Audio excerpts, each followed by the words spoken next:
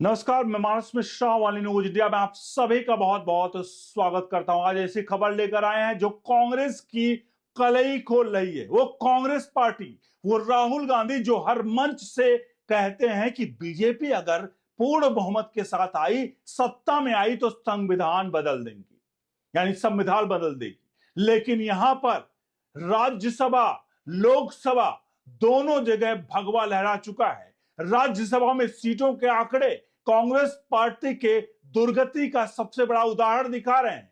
आज हम आपको इस वीडियो में दिखाने जाए जहां भारतीय राजनीति में तहलका मचा दिया है। जी हां, हम चर्चा करेंगे हाल के राज्यसभा चुनाव के परिणामों में, जिसमें भारतीय जनता पार्टी ने शानदार प्रदर्शन किया और कांग्रेस का लगभग सफाया हो गया। इस वीडियो में हम तथ्यों और आंकड़ों के साथ समझेंगे कि कैसे बीजेपी ने राज्यसभा में अपनी मजबूत पकड़ बनाई और कैसे अटल बिहारी वाजपेयी की सरकार सिर्फ एक वोट से गिर गई थी और आज कैसे बीजेपी ने 1984 में 2 सीटों से शुरुआत करके प्रचंड बहुमत तक का सफर किया है।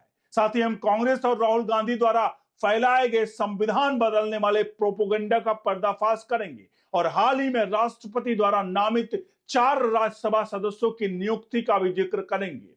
आपसे अनुरोध है, इस वीडियो के कमेंट बॉक्स में अपनी राय प्रतिक्रिया जरूर रखिएगा। आखिरकार राहुल गांधी के प्रोपेगेंडा का जवाब आप सच्चाई के साथ कमेंट बॉक्स में दीजिए। आपको लग रहा होगा कि हम किसी पार्टी विशेष के लिए ये खबर प्रसारित कर रहे हैं, लेकिन क्षमा करिए कि किसी पार्टी विशेष के लिए नहीं है। देश के लोगों को अगर आप कोई ना कोई अगर बेवकूफ बनाता है तो जाहिर सी बात है हमें देश की जनता को जगाना होगा। इसलिए हम आज आपके सामने पूरा कच्चा चिट्ठा लेकर आए हैं। बढ़ते हैं पूरे के पूरे खबर की तरफ। आपसे अनुरोध करेंगे एक बार फिर से पूरे मामले पर अपनी राय प्रतिक्रिया दीजिए और क्या वाकई में बीजेपी संविधान अब बदलने जा रही है, क्योंकि राज्यसभा और लोकसभा में दोनों में पूर्ण बहुमत है और अब पूर्ण बहुमत के बाद क्या वाकई में संविधान बदला जाएगा। बीजेपी की ऐतिहासिक जीत, सबसे पहले हम उसको बताते हैं, राज्यसभा चुनाव परिणामों पर नजर डालते हैं। आपको बता दें 2024 में उपचुनाव में 9 राज्यसभा में 12 सीटों पर मतदान हुआ था, जिनमें 11 सीटें नेशनल डेमोक्रेटिक अलायंस के खाते में गई थी और जिसमें 9 सीटें अकेले बीजेपी जीती थी। बाकी 2 पर एनडीए के सहयोगी अजीत पवार गुट ने और एनसीपी के राष्ट्रीय लोक मोर्चे को मिली थी। यह परिणाम बीजेपी के लिए एक बड़ी उपलब्धि थी, क्योंकि यह उनकी बढ़त ताकत को दर्शाता था। अब अगर हम राज्यसभा की कुल तस्वीर देखें तो 245 सीटों के इस पूरे सदन में वर्तमान स्थिति की संख्या जो सदस्यों की है वो 237 सीटें हैं।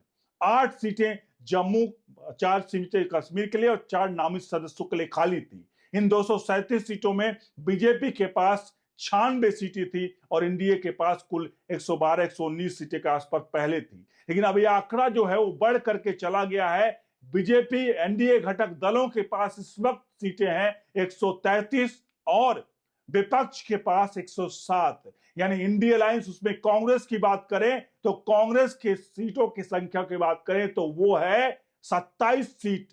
महज 27 सीट पे कांग्रेस अकेले सिमटी हुई है और बीजेपी अपने दम पर मास्टर स्ट्रोक मार चुकी है। यह है पूरे के पूरे आंकड़े जो कि साफ तौर पे कांग्रेस की दयनीय स्थिति को दिखाता है। इस दयनीय स्थिति में हम चलते हैं 2024 के लोकसभा चुनाव में, जहां उन्हें 99 सीटें मिली थी, जो बीजेपी की 240 सीटों से कहीं पीछे थी। अब राज्यसभा में उनकी ताकत घट रही है। सिर्फ एक सीट जीतना इसके लिए एक बड़ा झटका है। इसके साफ जनता का भरोसा और कांग्रेस को यह साफ तौर पर यहां से एक तरह से साफ माना जा रहा है पूरे देश में।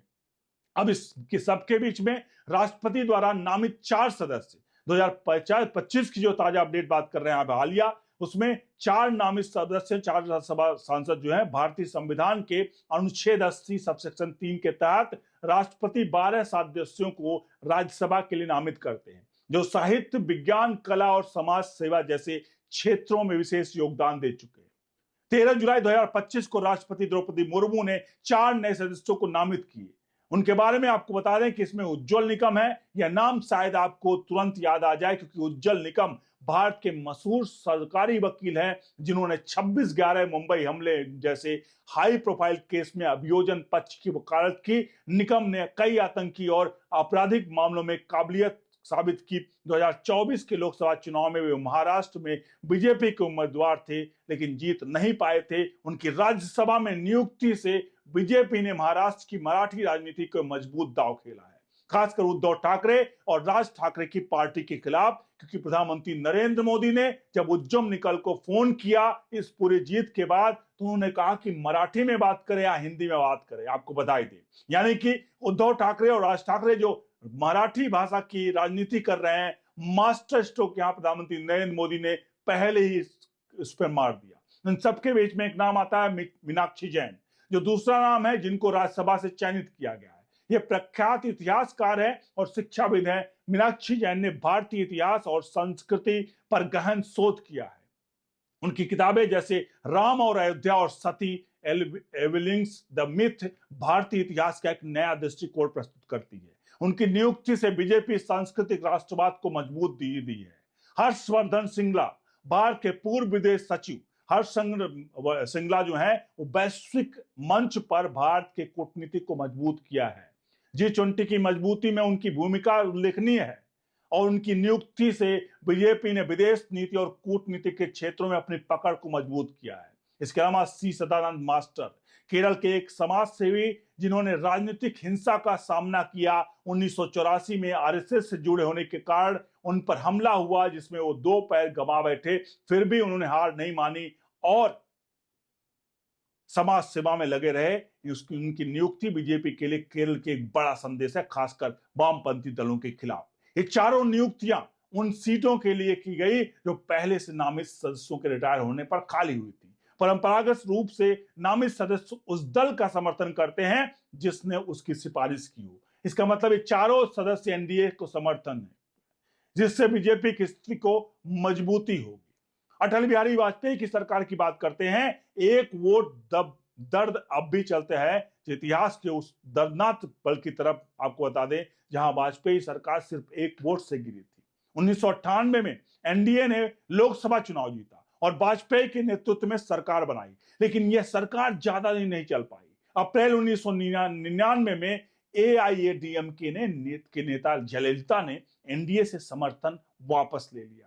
नतीजा क्या हुआ? 17 अप्रैल 1999 लोकसभा में बहुमत के दौरान वाजपेयी सरकार सिर्फ 1 वोट से हार गई, मतलब गिर गई। यह घटना भारतीय राजनीति के लिए बड़ा सबक बना। उस समय ओडिशा के तत्कालीन मुख्यमंत्री गिरधर गोमांग का वोट निर्णायक साबित हुआ। गोमांग ने लोकसभा सदस्यता छोड़े बिना मुख्यमंत्री का पद संभाला था और उनका वोट सरकार के खिलाफ गया। यह एक ऐसा पल था जब बीजेपी के लिए सब कुछ दांव पर था। 1 वोट की कमी ने उनकी सरकार को गिरा दिया, लेकिन यह हार बीजेपी के लिए टाइमिंग कहीं ना कहीं टर्निंग पॉइंट साबित हुई।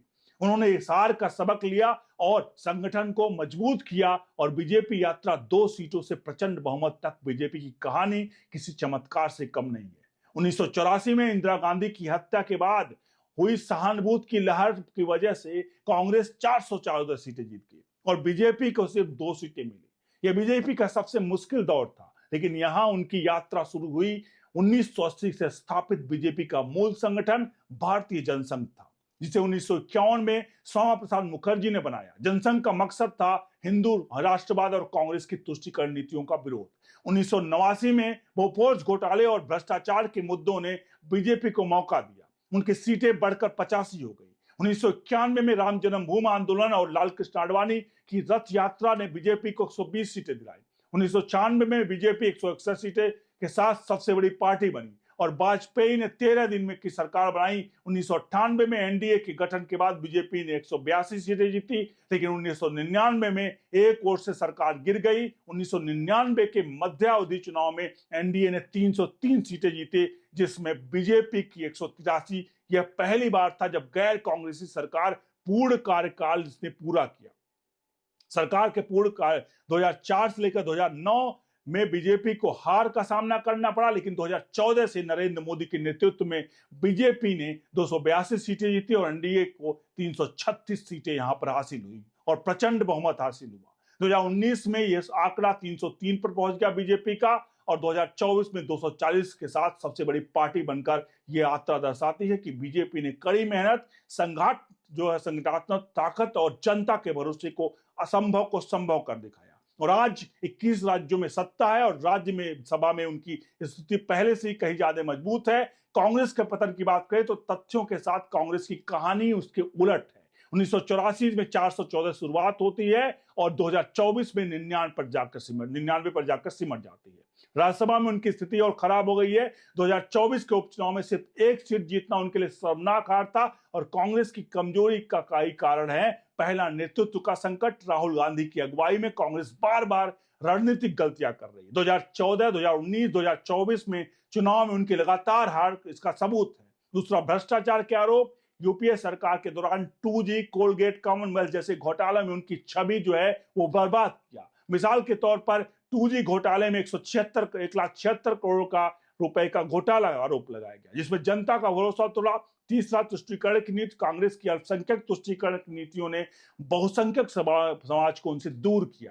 चौथा, आंतरिक गुटबाजी। 2020 में मध्य प्रदेश में ज्योतिरादित्य सिंधिया और बेहद विधायकों ने कांग्रेस छोड़कर बीजेपी ज्वाइन किया, जिससे कमलनाथ सरकार गिर गई। और कांग्रेस की सबसे बड़ी समस्या है विश्वसनीयता का संकट। राहुल गांधी और उनके पार्टी बार बार बीजेपी पर हमला करते हैं, लेकिन उनके पास कोई ठोस नीति या विजन नहीं है। 2024 के चुनाव में कांग्रेस ने न्याय पत्र पेश किया, लेकिन यह जनता को प्रभावित नहीं कर सका। राहुल गांधी का संविधान बदलने का प्रोपेगेंडा भी अब पर्दाफाश हो चुका है। 2024 में लोकसभा चुनाव में राहुल गांधी ने और कांग्रेस ने बार बार दावा किया कि बीजेपी 400 सीटें जीतकर संविधान बदल देगी, आरक्षण खत्म कर देगी। आइए तथ्यों के साथ इस प्रोपेगेंडे का पर्दाफाश करते हैं। पहला, संविधान संशोधन के लिए लोकसभा राज्यसभा में 2/3 बहुमत चाहिए। बीजेपी जो 2024 में लोकसभा में 240 सीटें, एनडीए के पास 293 सीटें जो 2/3 है, 362 से कम है। राज्यसभा में एनडीए के पास 112 सीटें थी जो 2/3 164 से दूर थी। इसका मतलब था संविधान बदलने की स्थिति में नहीं थी। लेकिन दूसरा, पीएम मोदी ने बार बार इस बात को संविधान के पवित्र कहा है। उन्होंने 2024 की रैलियों में भी कहा था कि संविधान हमारा गीता, रामायण और बाइबिल है और उससे कोई बदल नहीं सकता। लेकिन तीसरा, आरक्षण के मुद्दे पर बीजेपी रिकॉर्ड साफ है कि 2019 में मोदी सरकार ने ईडब्ल्यूएस के लिए 10% आरक्षण लागू किया। इसे सुप्रीम कोर्ट ने मंजूरी दी। उल्टा कांग्रेस के शासनकाल में ओबीसी के आयोग का संवैधानिक दर्जा नहीं मिला, जिसे 2018 में मोदी सरकार ने राहुल गांधी का यह प्रोपेगेंडा डर फैलाने और वोट बैंक की राजनीति का हिस्सा था। लेकिन जनता ने 2024 में बीजेपी को सबसे बड़ी पार्टी बनाकर कांग्रेस को हाशिए पर ढकेलकर झूठ को खारिज कर दिया। इन सबके बीच में नीतियां, नेतृत्व और जन समर्थन। बीजेपी की सफलता के मुख्य 3 कारण हैं। पहला, नरेंद्र मोदी का नेतृत्व। 2004 से 2024 तक मोदी ने जीएसटी, डिजिटल इंडिया और आत्मनिर्भर भारत जैसे कदमों से देश को नई दिशा दी। दूसरी, संगठनात्मक ताकत। आरएसएस और बीजेपी की जमीनी पकड़ ने उनकी ताकत को बढ़ाया। तीसरा, जनता का भरोसा। 2025 के दिल्ली विधानसभा चुनाव में बीजेपी ने 26 साल बाद 48 सीटें जीतकर वापसी की सत्ता में। यह जनता के भरोसे का सबूत है। बीजेपी का सुनहरा भविष्य दोस्तों यह भी थी कि भारतीय राजनीति की ताजा तस्वीर कि बीजेपी ने 2024 में राज्यसभा चुनाव में किस प्रकार से वो किया और अब उज्जवल निकम, मीनाक्षी जैन, हर्षवर्धन सिंगला, सी सदानंद मास्टर के समर्थन के साथ 133 सीटों पर पहुंच गई है। अटल बिहारी वाजपेयी की सरकार का एक वोट से गिरना एक सबक था जिसे बीजेपी को और मजबूत किया। 1984 में 2 सीटों से शुरुआत करके आज प्रचंड बहुमत तक पहुंचना ही उनकी मेहनत और रणनीति का नतीजा है। दूसरी तरफ कांग्रेस और राहुल गांधी की नीति और प्रोपेगेंडा जनता को खारिज कर दिया। उस स्थिति में दिन ब दिन कमजोर हो रही कांग्रेस, क्या बीजेपी का विजय रथ आगे बढ़ेगा? क्या कांग्रेस कभी वापस कर पाएगी? आप अपनी राय कमेंट बॉक्स में जरूर दें और वीडियो को लाइक शेयर जरूर करें। चैनल को सब्सक्राइब करके बेल आइकन जरूर प्रेस करें। बने रहें ओनली न्यूज इंडिया के साथ। तो हाँ, हम देश हित में काम करें। नीचे दिए नंबर पर सहायता राशि गूगल पे, फोन पे, पेटीएम के माध्यम से जरूर भेजिए। बहुत बहुत धन्यवाद।